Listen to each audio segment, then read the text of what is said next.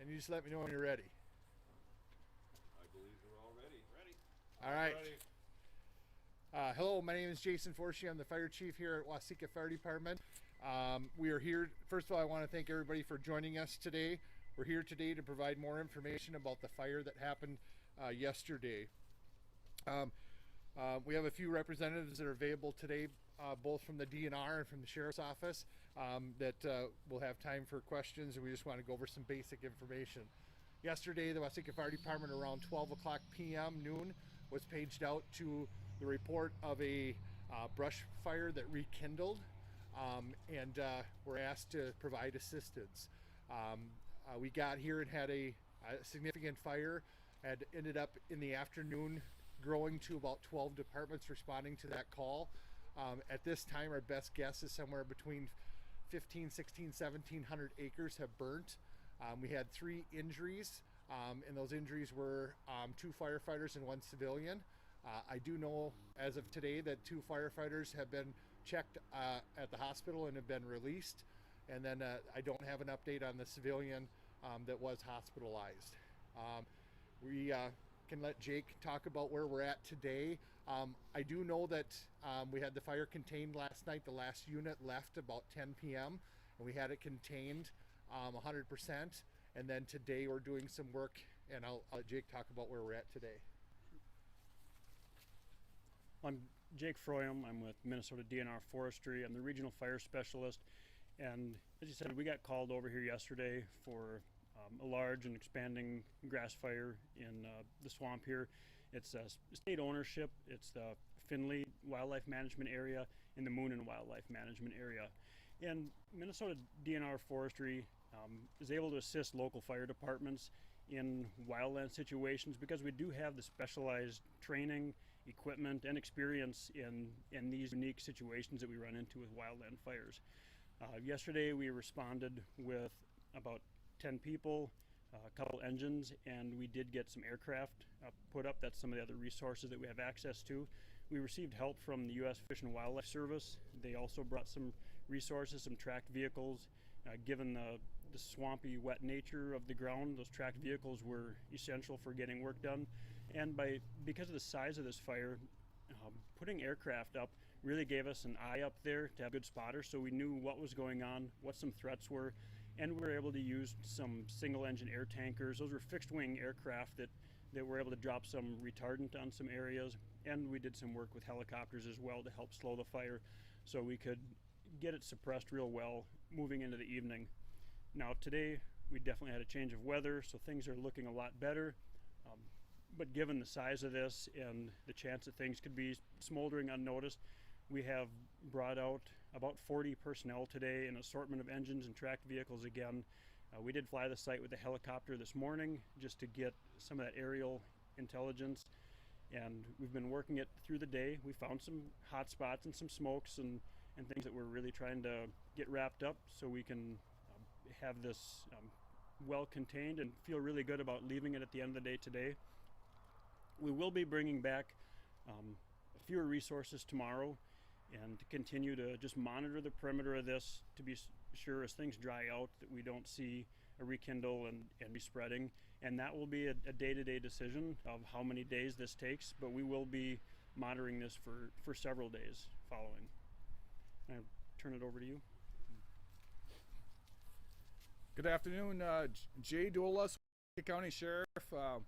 Our agency, our dispatchers took the initial call just before 12 o'clock noon, and when the landowner was requesting water trucks to the scene because the fire had spread, we immediately notified our local fire department, Waseca, and then our dispatchers did an incredible job of contacting all the other emergency services that needed to respond to this area and coordinate to get everybody to the right location. So the collaboration between the Waseca Fire Departments, the state, and everybody was outstanding. That's about all the information I have at this time. I've been working with these individuals and the agencies to investigate entirely what happened and who was all involved. Either for you or the chief, you mentioned this was a brush fire that had rekindled. So this was something that had burned before? Can you clarify that? That's what we're investigating to see what exactly happened and to talk to the people that were involved, and that's undergoing at this time. So the origin of this was the original fire a man-made thing, or is That's what we believe is to happen, but it's under investigation. somebody had been burning brush? That's what we believe. Okay. And then, can you elaborate at all on how many people had to be evacuated as precautionary measures and where? I can give a Okay. brief Yeah. update on I'm that. just wondering, where, what path, or who? Sure. And so this fire started where we're located at in southwest of here and headed essentially northeast. And so it's quite a path. It did jump a road at one point. That's how we got from Finley over to what they're calling Moonin and stuff. The important point that I want to make is that no houses, no structures were damaged or destroyed in this fire. They were all protected. I would say about 12 houses were either evacuated, or either people self-evacuated, or we asked them to leave. We did stage resources, tankers, brush trucks, hand lines, drop tanks to protect those structures as the fire moved in that, I'm going to call it, northeasterly direction with those high winds. But and the other thing I just want to make clear is that we're very fortunate for all of the support that we have gotten as first responders, and for all the agencies that have helped.